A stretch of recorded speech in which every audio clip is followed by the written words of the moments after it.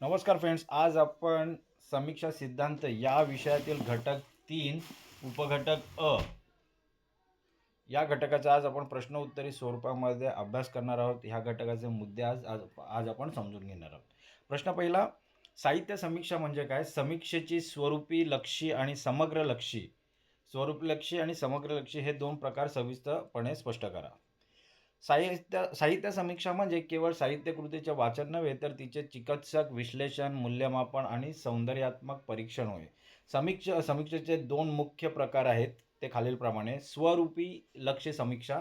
स्वरूपी लक्ष्य समीक्षा म्हणजे काय? तर या प्रकारात समीक्षक साहित्य कृतीच्या बाह्य आणि अंतर्गत रूपांवर लक्ष केंद्रित करतो. यांमध्ये रचना, शैली, प्रतिमा, शब्दकळा आणि मांडणीचे तंत्र अभ्यासले जाते. कलाकृती ही एक स्वायत्त घटक म्हणून तिचे सौंदर्य शोधले जाते. उदाहरणार्थ सौंदर्यवाद. काय म्हटलेलं आहे? स्वरूपी लक्ष्य समीक्षामध्ये या प्रकारात समीक्षक एखाद्या साहित्य कृतीच्या बाह्य आणि अंतर्गत रूपावर लक्ष केंद्रित करतो. यामध्ये रचना, शैली, प्रतिमा, शब्दकळा आणि मांडणीचे तंत्र अभ्यासले जाते. कलाकृती ही एक स्वायत्त घटक म्हणून तिचे सौंदर्य शोधले जाते. उदाहरणार्थ सौंदर्यवाद. दुसरा आहे समग्र लक्षी समीक्षा. समग्र लक्षी समीक्षा म्हणजे काय? यात साहित्य कृतीचा संबंध बाह्य जगाशी जोडला जातो. लेखकाचा सामाजिक परिवेश, तत्कालीन इतिहास, संस्कृती, नैतिक मूल्य यांचा साहित्यावर काय परिणाम झाला आहे याचे परीक्षण यात केले जाते. उदाहरणार्थ समाजशास्त्रीय समीक्षा. काय म्हटलेलं आहे? समग्र लक्ष समीक्षामध्ये यात साहित्य कृतीचा संबंध बाह्य जगाशी जोडला जातो. लेखकाचा सामाजिक परिवेश, तत्कालीन इतिहास, संस्कृती, नैतिक मूल्य यांचा साहित्यावर काय परिणाम झाला आहे याचे परीक्षण यात केले जाते. उदाहरणार्थ समाजशास्त्रीय समीक्षा. प्रश्न 2, मराठी समीक्षेच्या इतिहासातील मर्ढेकर पूर्व आणि मर्ढेकरोत्तर या दोन कालखंडातील मूलभूत फरक स्पष्ट घ्या. आपल्याला मर्ढेकरांच्या अगोदरचा काळ आणि मर्ढेकरांच्या नंतरचा काळ या कालखंडातील मूलभूत फरक काय तो जाणून घ्यायचा आहे. मराठी समीक्षेच्या प्रवासात बासी मर्ढेकर हे एक महत्त्वाचे वळण आहेत. मर्ढेकर पूर्व काळ या काळात समीक्षा प्रामुख्याने रसास्वादक आणि नीतीपर होती. साहित्याकडे बोध देण्याचे साधन म्हणून पाहिले जाई. यात भावनाप्रधानता आणि पल्हाळलिक वर्णन जास्त असे. तर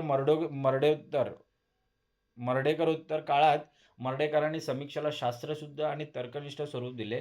त्यांनी वाङ्मयीन मूल्यांना प्राधान्य दिले. या काळात सौंदर्यशास्त्र, अस्तित्ववाद आणि रूपवादाचा प्रभाव वाढला. समीक्षेत बुद्धीला आणि तांत्रिक विश्लेषणाला महत्त्व प्राप्त झाले. प्रश्न 3, संरचनावाद म्हणजे काय? संरचनावाद म्हणजे काय? तर या सिद्धांताच्या मुख्य संकल्पना स्पष्ट करा. संरचनावाद हा भाषाशास्त्रज्ञ फर्डिनांद सोसर यांच्या विचारांवर आधारलेला सिद्धांत आहे. साहित्याकडे चिन्हांची एक व्यवस्था म्हणून पाहिले जाते. मुख्य संकल्पना समिष्टत्व, होलनेस.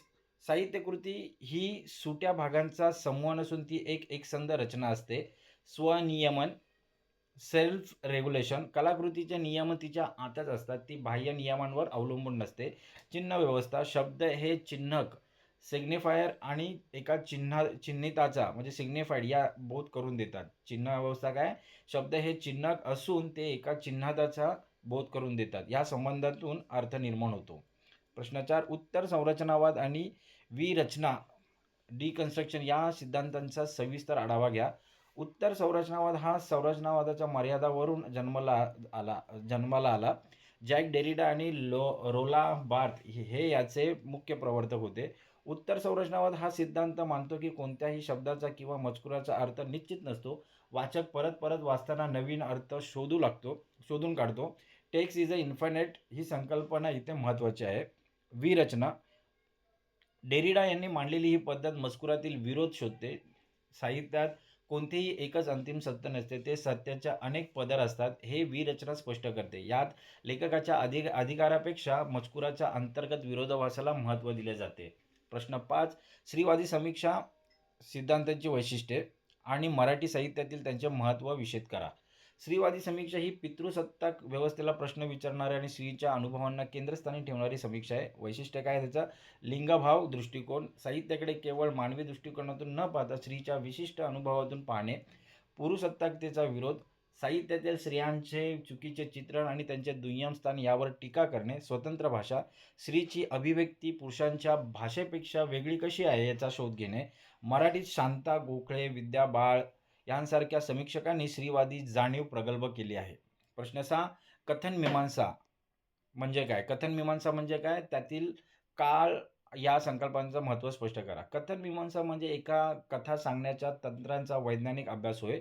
जॉर्ज जेनेट यांनी यात मोलाची भर घातली आहे. कथन मीमांसा म्हणजे काय?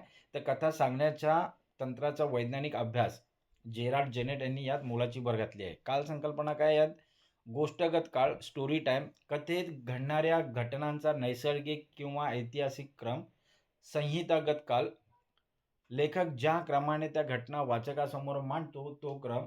या दोन काळांमध्ये तफावतीमुळेच कथेत उत्कंठा आणि कलात्मकता निर्माण होते. कथनातील वेगाचे नियंत्रण म्हणजे ड्युरेशन आणि वारंवारता फ्रिक्वेन्सी यांचा अभ्यास यात केला जातो. प्रश्न 7, आधुनिकतावाद आणि उत्तर आधुनिकतावाद यांतील फरक स्पष्ट करा. आधुनिकतावाद हा विवेकवाद, विज्ञान, निश्चित सत्यावर विश्वास ठेवतो. यात लेखकाच्या अनुभवाच्या एकात्मतेला महत्त्व असते. ही एक प्रकारची ग्रँड नेरेटिव्ह मोठी मांडणी असते. उत्तर आधुनिकतावादामध्ये काय? तर हा कोणत्याही एका निश्चित सत्याला मानत नाही. यात उपहास, पॅरोडी, विडंबन आणि विस्कळीतपणा असतो. उत्तर आधुनिकवादात तळागाळातील किंवा लहान गोष्टींच्या मांडणीवर भर देतो. यात केंद्र नसते, तर सर्व विचार प्रवाह समान महत्त्वाचे मानले जातात. आता काही टिपा आल्यात त्या पाहूया. सौंदर्यवादी दृष्टिकोन. हा दृष्टिकोन कलेसाठी या तत्वावर आधारित आहे. साहित्याचे मूल्य हे त्याच्या सामाजिक उपयुक्ततेत नसून त्याच्या रसास्वाद आणि सौंदर्यात असते. कलाकृती वाचकाला जो आनंद देते तोच तिचा खरा निकष मानला जातो. हे सौंदर्यवादी दृष्टिकोनाचं मत आहे. समाजशास्त्रीय समीक्षा.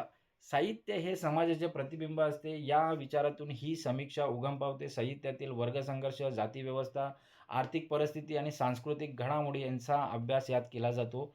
दलित साहित्य आणि ग्रामीण साहित्याचे मूल्यमापन करताना हा दृष्टिकोन अत्यंत प्रभावी ठरतो. टिप 3, रोला बार्थ आणि लेखकाचा मृत्यू. बार्थ यांच्या मते एकदा का साहित्यकृती लिहिली गेली की त्यावर लेखकाचा अधिकार संपतो. वाचक आपल्या अनुभवानुसार त्यातून अर्थ काढतो. लेखकाचा उद्देश काय होता यापेक्षा वाचकाला काय उमजले हे उत्तर आधुनिक समीक्षेत महत्त्वाचे ठरलेले आहे. म्हणून म्हटलेलं आहे रोला बार्थ आणि लेखकाचा मृत्यू. टिप 4, रोमन याकोब्सन यांची भाषिक कार्ये. याकोब्सन यांनी संवादाचे 6 घटक सांगितले आहेत. संदर्भात्मक, भावनिक, उद्देशात्मक, संपर्कात्मक, मेटाभाषिक आणि काव्यात्मक.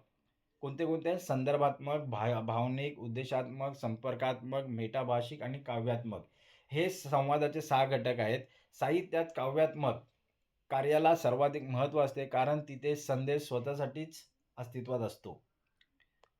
टिप 5, पितृसत्ताकता आणि साहित्य. स्त्रीवादी समीक्षेचा हा गाभा आहे. साहित्यातून पुरुषांचे श्रेष्ठत्व आणि स्त्रियांचे अबला किंवा भोगवस्तू म्हणून होणारे चित्रण यावर पितृसत्ताकतेच्या चौकटीतून टीका केली जाते. स्त्रियांच्या साहित्याला मुख्य प्रवाहात स्थान मिळवून देणे हा ह्याचा मुख्य हेतू आहे. संहिता आणि वाचक. पारंपरिक समीक्षेत लेखक केंद्रस्थानी होता, पण आधुनिक सिद्धांतात संहिता स्वायत्त मानली जाते. संहिता ही चिन्हांची अशी जाळी आहे जिचा अर्थ वाचक स्वतःच्या सांस्कृतिक पार्श्वभूमीनुसार लावत असतो. त्यामुळे एकाच संहितेचे अनेक अर्थ निघू शकतात. टिप 7, आधुनिकतावादी समीक्षेचे वैशिष्ट्ये. आधुनिकतावादी समीक्षेत मानवी मनाचे, विशेषतः अंतर्मनाचे सखोल विश्लेषण केले जाते. यात वास्तववादावर भर असतो आणि परस्परांना छेद देऊन नवीन प्रयोग करण्याकडे कल असतो. बुद्धिप्रामाण्यवाद आणि वैज्ञानिक दृष्टिकोन ही या समीक्षेची प्रमुख लक्षणे आहेत. तर मित्रांनो, आज आपण समीक्षा सिद्धांत या विषयातील घटक 3 उपघटक अ या घटकाचा अभ्यास आपण प्रश्नोत्तरी स्वरूपामध्ये केलेला आहे. ह्या घटकाचे मुद्दे अधिक चांगल्या प्रकारे समजून घेण्यासाठी हा व्हिडिओ तुम्ही वारंवार पहा, जेणेकरून ह्या घटकाचे मुद्दे तुम्हाला अधिक चांगल्या प्रकारे समजतील. तर आज आपण इथेच थांबूयात. धन्यवाद.